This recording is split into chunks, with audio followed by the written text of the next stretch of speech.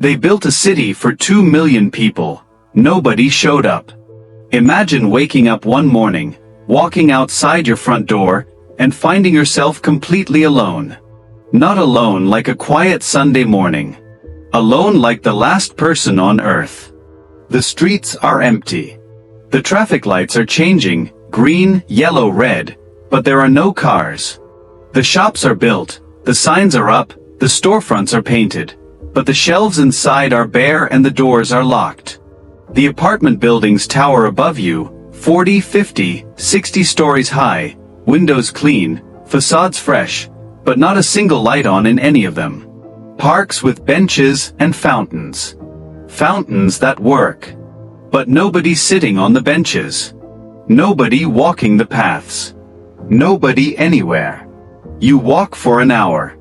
Then 2. Then 3. Still nobody. This is not a nightmare. This is not a post-apocalyptic movie. This is not a scene from a science fiction novel about the end of humanity. This is Tuesday morning in Kangbashi, Inner Mongolia, China. And it is one of dozens of places just like it scattered across the globe. Cities built at enormous expense, with extraordinary ambition, for millions of people who never came. Ghost cities. And the story of why they exist is one of the strangest, most fascinating, and most quietly terrifying stories of the modern world. To understand ghost cities, you have to understand something about how ambition works at scale. Individual ambition, the kind that drives a person to start a business, or write a book or build a house, operates on a human timescale. You try something, you see if it works, you adjust. Feedback is relatively fast. Mistakes are correctable. Government ambition, particularly the kind that operates in centralized, rapidly developing economies, works differently. The timescales are longer. The resources are vastly greater. The feedback loops are slower and often distorted by politics and incentive structures that reward building over results. And the mistakes, when they happen, are not the size of a failed business or a house that needs renovating. They are the size of cities. China is the most dramatic example, but it is not the only one. From Kazakhstan to Egypt, from Brazil to South Korea, from the American Southwest to the deserts of Angola, governments and developers have built, or attempted to build, entire cities from scratch, on the assumption that if you build it, they will come. Sometimes they do. Sometimes they don't. When they don't, what you're left with is something that feels less like a failed real estate development and more like an archaeological site from a civilization that simply stopped existing. Except the concrete is still fresh. The paint hasn't peeled. The infrastructure is functional. Nobody came. But everything is ready for them. The story of China's ghost cities begins in the 1990s, when the Chinese government made a decision that would reshape the country, and arguably the world, more dramatically than almost any policy decision in modern history. They decided to urbanize. Not gradually. Not organically. But at a speed and scale that had never been attempted before in human history. In 1990, roughly 26% of China's population lived in cities.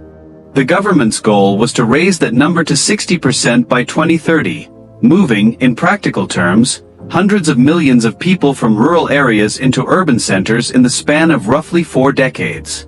To put that in perspective, the total population of the United States in 2024 is roughly 330 million people. China planned to move the equivalent of that entire population, plus more, from the countryside into cities. In 40 years. To do that, they needed cities. A lot of them. And they needed them fast. The mechanism they chose was what economists call investment-led growth. Local governments in China were, and to a significant extent still are, evaluated and promoted based largely on GDP growth figures. And the fastest, most reliable way to generate GDP growth is construction. Building things, roads, bridges, apartment blocks, entire cities, generates enormous economic activity. It employs construction workers. It stimulates demand for steel and cement and glass and copper wire. It shows up, immediately and impressively, in the growth statistics. So local governments built. And built. And built.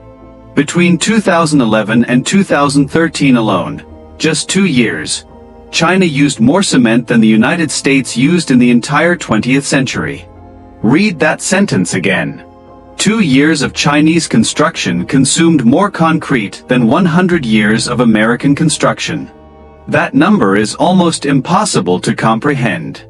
But it begins to explain how you end up with cities that nobody lives in. Ordos is where the story of China's ghost cities really begins, at least in the Western imagination. The city of Ordos is located in Inner Mongolia, in northern China, a region that sits on top of what turned out to be enormous reserves of coal. In the mid-2000s, the coal boom transformed Ordos into one of the wealthiest cities in China. Money poured in. Local government coffers swelled. And with that money came ambition. In 2003, the local government announced plans for a new district, Kangbashi, that would be built from scratch on empty desert land about 25 kilometers south of the existing city center. Kangbashi would be a showpiece of modernity.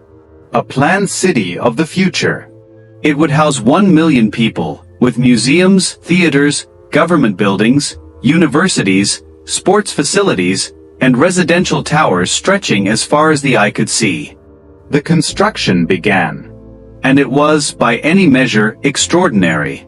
Massive government buildings were erected in grand architectural styles, part Chinese classical, part futuristic modernism. An enormous statue of galloping horses, the symbol of Inner Mongolia, was installed in a central plaza the size of several football fields. Museums with sweeping curved facades and glass roofs were built along a civic boulevard. Apartment towers went up in clusters, identical and immaculate, their windows gleaming in the desert sun. By 2010, most of the construction was complete. And almost nobody was there. Journalists who visited Kangbashi in the early 2010s described an experience that felt genuinely surreal.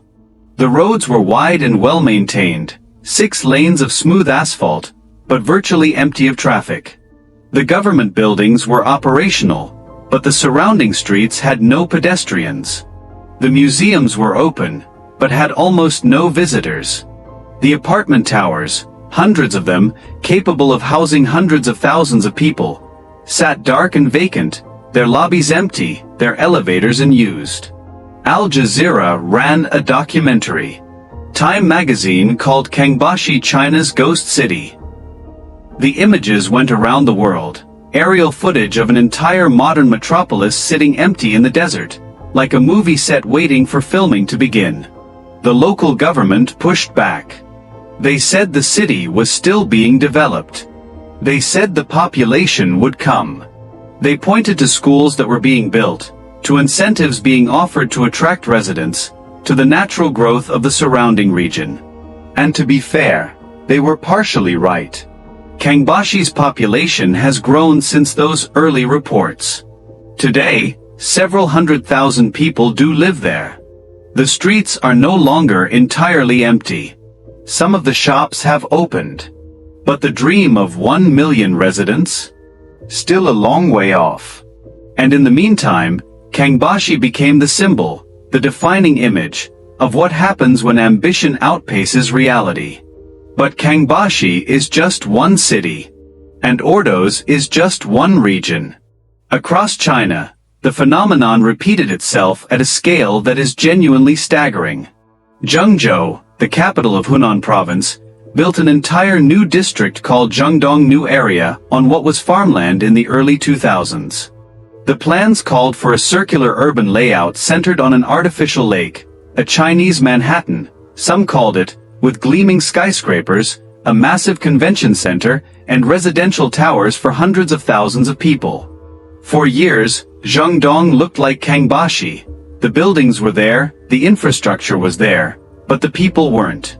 Aerial photographs showed ring roads and towers reflected in an artificial lake, with almost no signs of human activity. Today, Jiangdong is actually filling up.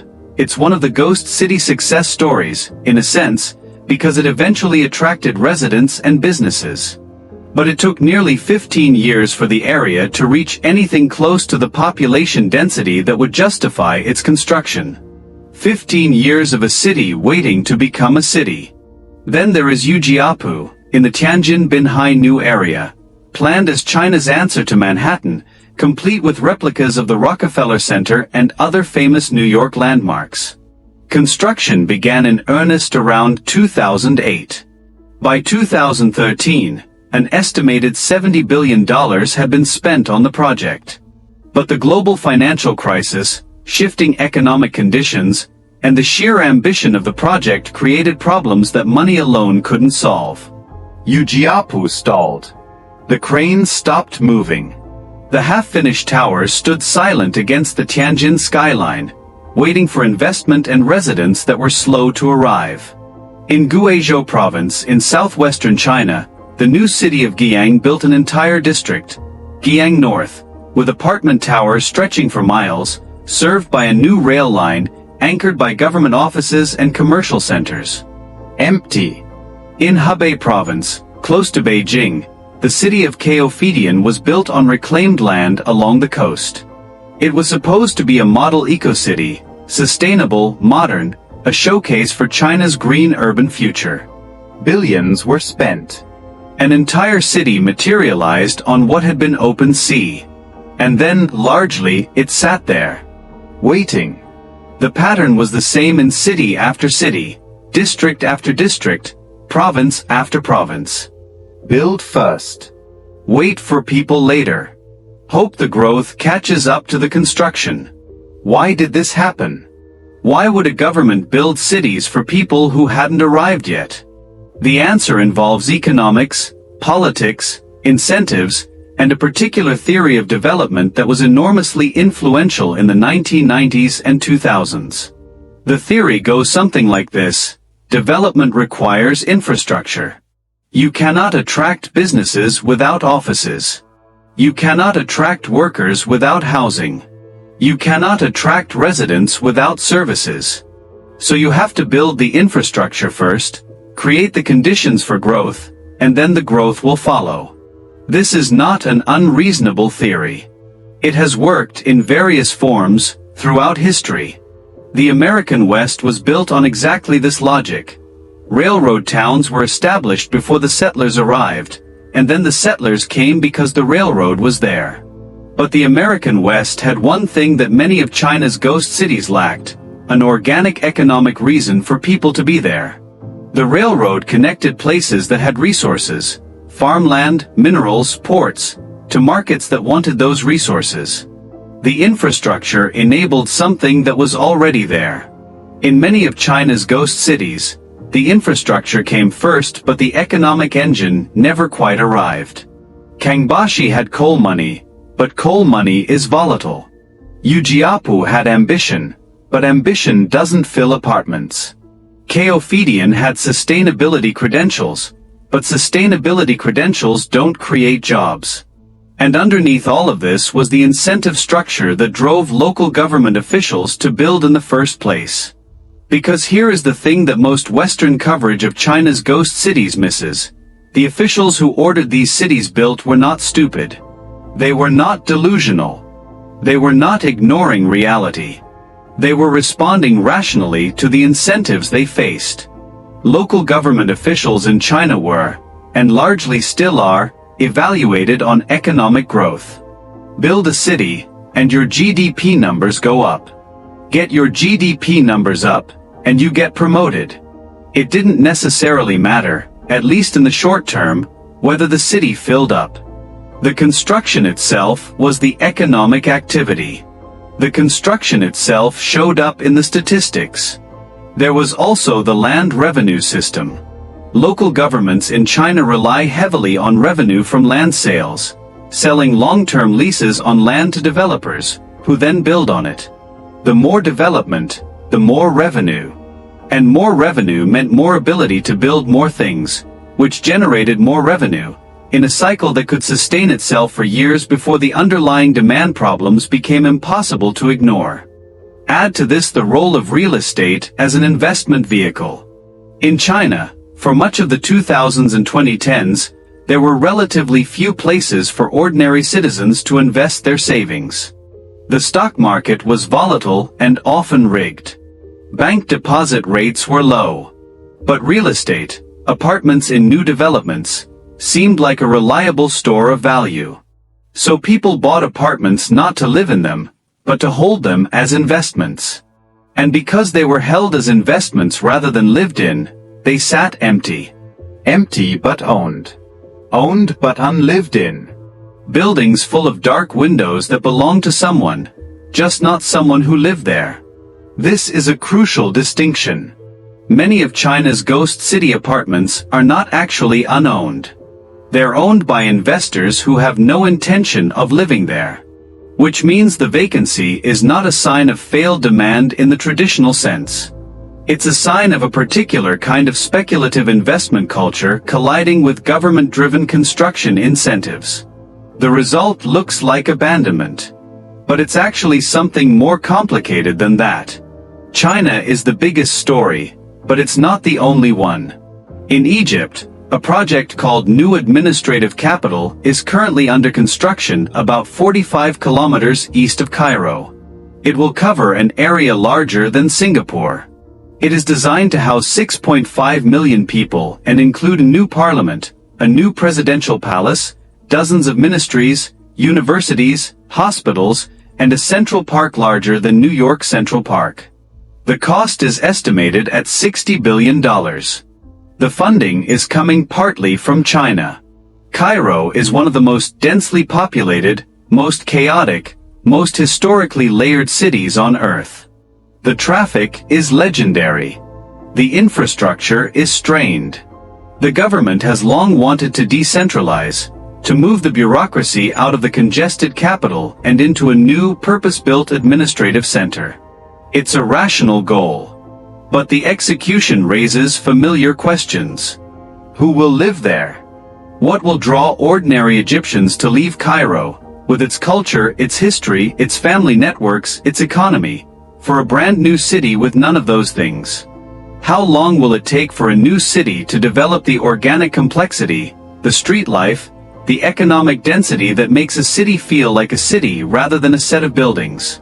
Nobody knows yet. The city is still being built. The experiment is still running. In Kazakhstan, the capital city of the country, formerly called Astana, now called Nur-Sultan, now called Astana again, was essentially built from scratch in the late 1990s after the government decided to move the national capital from Almaty to a small city on the vast Kazakh steppe. The vision was extraordinary. The architect Norman Foster designed the master plan. Buildings by some of the world's most famous architects went up, a giant glass tent covering an indoor beach resort, a tower shaped like a giant tent, a pyramid of peace and reconciliation, a monument that looks like a golden egg. The city that emerged looks like something from a science fiction film, alien and magnificent and slightly bewildering in the middle of the Central Asian grassland. And people do live there now. It is the capital. The government moved there. The bureaucrats followed. But for years, it had the unmistakable quality of a ghost city, grand and empty and waiting.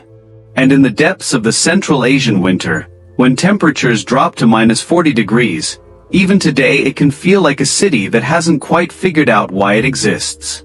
In South Korea, a city called Songdo was built on reclaimed land off the coast of Incheon, beginning in the early 2000s. It was designed to be the world's first truly smart city. Every building connected, sensors everywhere, tubes beneath the streets to carry garbage so there would be no garbage trucks, automated systems managing traffic and energy and water. It attracted attention from urban planners and technologists around the world. It was written about in magazines. It was cited as the city of the future. It was also, for a long time, remarkably empty. The smart systems worked. The infrastructure functioned. The buildings were beautiful. But the people, The messy, unpredictable, organically social people that make a city actually feel alive, were slow to arrive. Songdo has grown since then. It now has several 100,000 residents. International schools, corporate offices, conference facilities. By some measures, it is a success story. But it remains, even now, notably quiet compared to the organic density of Seoul, just an hour away. The streets are clean. The parks are manicured. The traffic is manageable. And somehow, that very cleanliness, that very order, makes it feel a little lifeless. Cities, it turns out, need chaos. They need density. They need the friction of too many people in too small a space doing too many different things. That friction is what generates the energy, the creativity, the economic complexity that makes cities engines of human progress. Songdo has almost everything a city needs. Except that. In Brazil, in the northeastern state of Pernambuco, a new city called Swap was planned around a massive industrial port complex. The idea was to build a logistics hub that would transform the regional economy, bring in industry, generate jobs, attract workers, build a city. The port worked. The industry came. The workers arrived. But the city, the actual urban fabric, the neighborhoods and schools and shops and restaurants that would make it a place people wanted to live rather than just a place they came to work, lagged badly behind. The result was a strange, uncomfortable inversion of the ghost city problem. An economically active zone with inadequate urban infrastructure, rather than elaborate urban infrastructure with no economic activity. Workers lived in distant cities and commuted hours each day. The potential of the port was constrained by the failure to build the city around it. Different problem, same lesson. Building a city is not just about the physical infrastructure. It's about creating conditions for human life to organize itself spontaneously, to generate the density and complexity and unpredictability that makes cities work. In the United States, ghost cities take a different form. They are not planned cities that failed to attract residents, but existing cities that were abandoned as their economic reason for existence disappeared. Detroit is the most famous example. At its peak in the 1950s, Detroit was the fourth largest city in America, a roaring industrial metropolis of nearly 2 million people, the capital of the global automobile industry, a city of extraordinary wealth and cultural dynamism. Motown Records. The Detroit Institute of Arts. Belle Isle. The Ambassador Bridge. And then the automobile industry changed. Foreign competition. Suburbanization. Deindustrialization. White flight. Political dysfunction. Crime. Bankruptcy.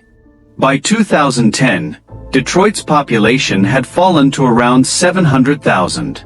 Vast stretches of the city, neighborhoods that had once been thriving residential and commercial districts, were effectively abandoned. Houses stood empty, their windows boarded, their roofs collapsing. Entire blocks were demolished, leaving open fields where streets and houses had once been. The city had more vacant land than some entire cities. Detroit is a ghost city in the American sense.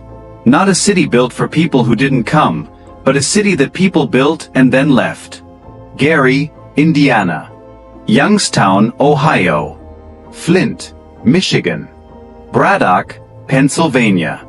The pattern repeated in industrial cities across the Midwest and Northeast, the Rust Belt, as it came to be known.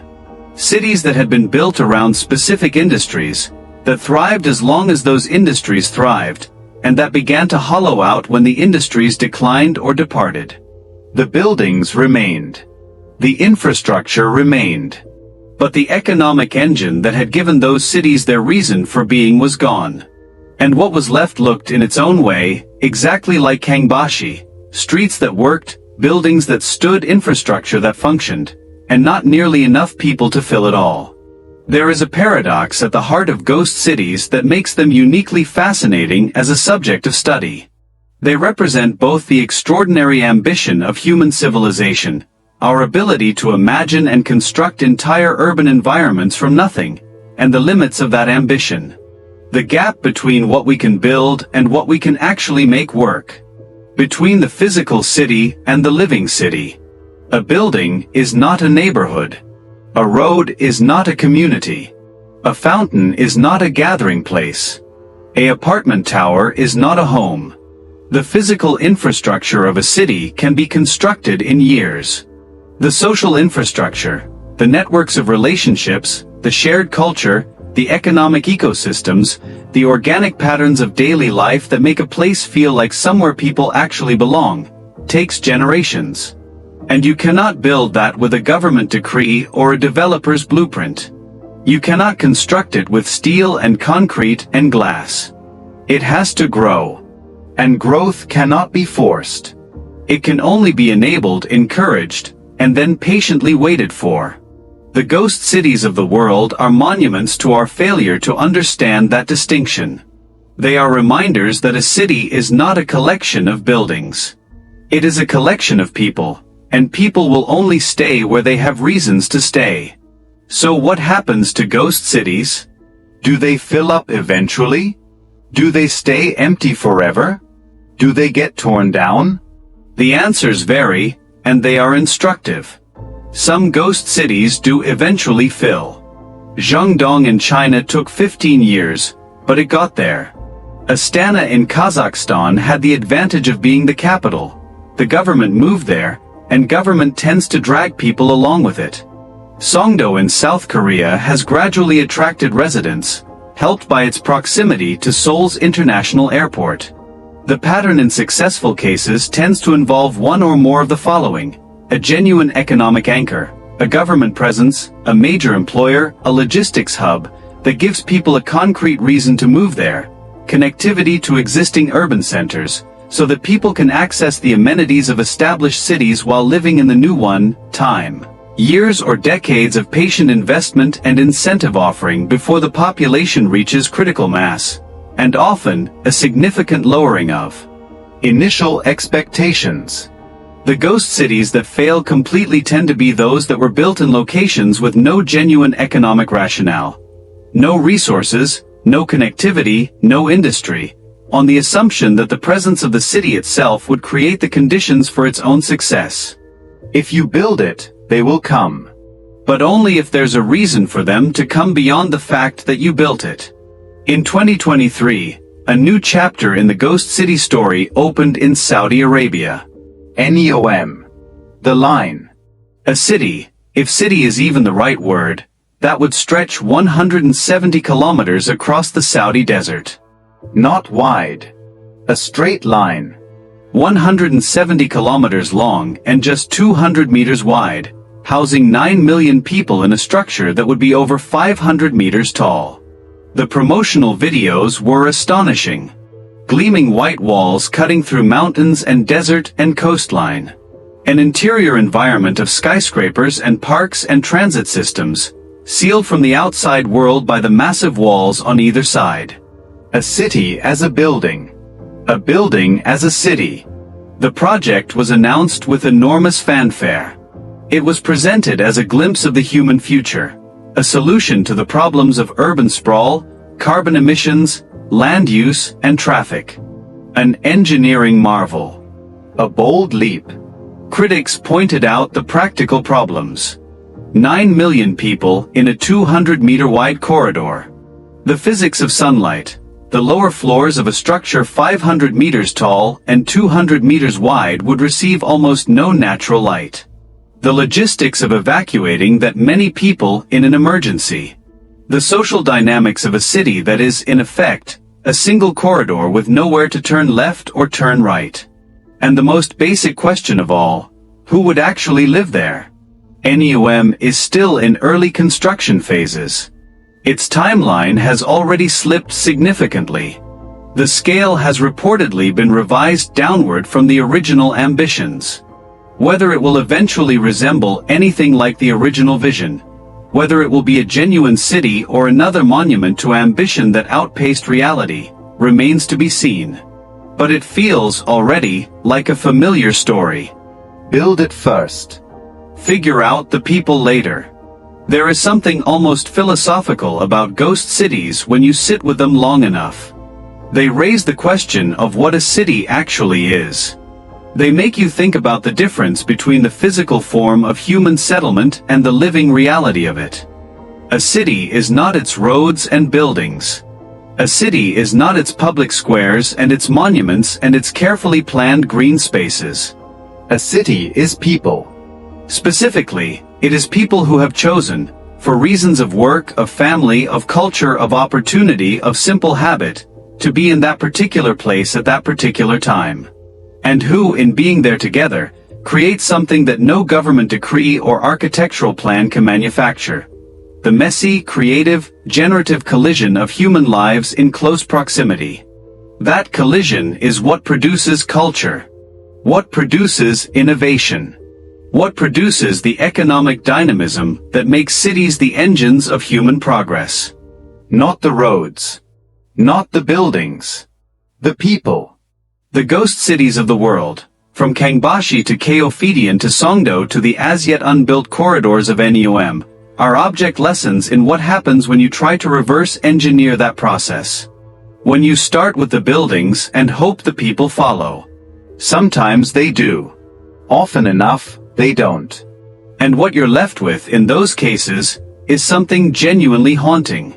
A city that is technically everything a city needs to be: roads, buildings, infrastructure, parks, shops, apartments, and yet somehow is not a city at all. Because the one thing it's missing is the one thing you cannot build. The people.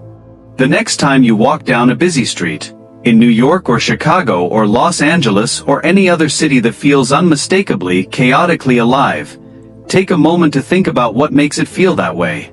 It's not the architecture. Architecture can be replicated. It's not the infrastructure. Infrastructure can be built in months. It's the people. The specific, particular, unrepeatable accumulation of human beings who ended up in that specific place, for their own specific reasons, over years and decades and generations, and who, in the aggregate, created something that no planner could have planned and no developer could have developed. Cities are not built. Cities grow. And in the empty streets of Kangbashi, in the silent towers of Kayophidian, in the gleaming vacancy of Songdo's early years, in the abandoned neighborhoods of Detroit, that distinction echoes. The buildings are there. The city is somewhere else. And it always will be until